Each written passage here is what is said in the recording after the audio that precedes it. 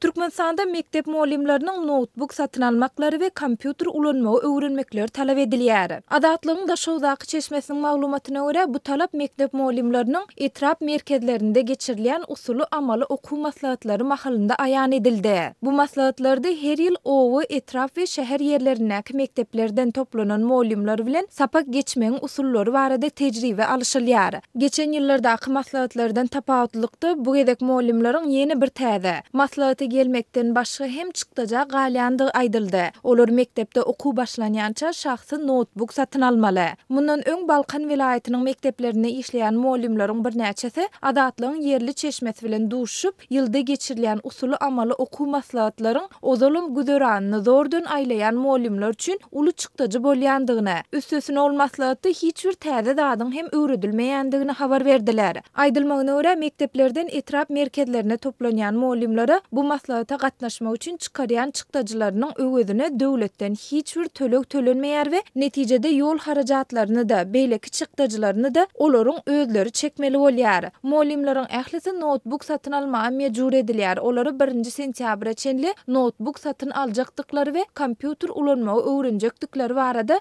dilhaty ýazdyrýarlar diýip Adatlygyň ýurdun Demiradyk sebitindäki çeşmesi 18-nji awgustda habar berdi. Elbetde Türkmenistanyň mekteplerinde sapak berýän muallimleriň kompýuter ulanmagy öwrenmekleri baradaky talap täzelik däl we mundan öň gowşan maglumatlarda olaryň toplanyp hakyny töläp öz pullaryny kompýuter sowadyny çykmaga çalışýandyklary habar berilipdi. Emma indi bu talap has çynyrga edilýär. Sebäbi muallimleriň köpüsi kompýuter ulanmagy öz başdak öwrenip bilmedi diýip Aşgabatly Magarev işgäri Adatlyk radiosu bilen söhbetdeşlikde aýtdy. Adatlyk bilen anonim şertde gürleşen Aşgabatly muallimleriň ikisi bir-birinden habarsyz özlerinde ne şahsa sapak almagy ne de kompýuter satyn almagy mümkinçilik bolandygyny, sebäbi maşgallalarynyň uludygyny we aýlyklarynyň zordan güzeran aýlamagy ýetýändigini gurrun berdiler. Bu mesele Daşowdly muallimleri hem degişli. Adatlygyň çeşmesiniň maglumatyna görä Daşowdy muallimleriň tasy ählisi 800-den 1100 manat aralygynda aýlyk alýarlar. Bu aýlyk häzirki gymmatçylykda maşgalanyň 15-20 günde iýjek çöregine zordan ýetýär. Munyň üstesine 2 aý bäri aýlyk hem berilmeýär diýip Adatlygyň çeşmesi bilen gürleşen Daşowdly muallim aýtdy. Munyň üstesine muallimleri her türlü jemaat hojalyk işlerine çäreleri we okuwlary çekýärler we olar goşmaça ýol ady harajatlaryny çekmäge mejbur bolýar. Indi bilim bölüminiň ýolbaşçylarynyň talap edýän notebook kompýuteryna pul tapmaly. Näme etjegimi bilemok diýip adynyň aýdylmagyny islemedik muallim aýtdy. Aýdylmagyna görä muallimleriň satyn almaly notebooklarynyň bahalary iň arzanlary diýilende hem 8000 bilen 15000 manat aralygynda bahalanýar. Bu muallimleriň eger pul tapsalar ýa karda girseler adyndan 10 ýa-da 18 aýdaky aýlyklarynyň notebook kompýuterlere harçlanmaly boljagyny aňladýar. Mundan başga olar şahsy muallimler tutup kompýuter sapaklaryny hem almaly bolarlar. Şonuň bilen bir wagtda muallimleriň usuly amaly okuw maslahatlaryna gatnaşan muallimler Prezident Gurbanly Berdimuhammedowyň ene tagzim mukaddeslige tagzim Türkmenistan beýik ýüpek ýolunyň ýüregi atly kitaplaryny hem satyn almaly bolupdyr.